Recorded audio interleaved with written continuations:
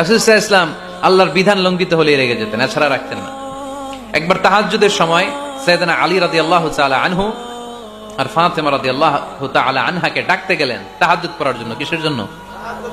যে ডাকলেন, দরজায় কড়া নাড়লেন, আলী ওঠো, ফাতিমা ওঠো। কিন্তু সাইয়েদনা আলী রাদিয়াল্লাহু তাআলা আনহু বললেন কি জন্য উঠবো? আল্লাহ রাসূল সাল্লাল্লাহু আলাইহি ওয়াসাল্লাম বললেন তাহাজ্জুদের জন্য।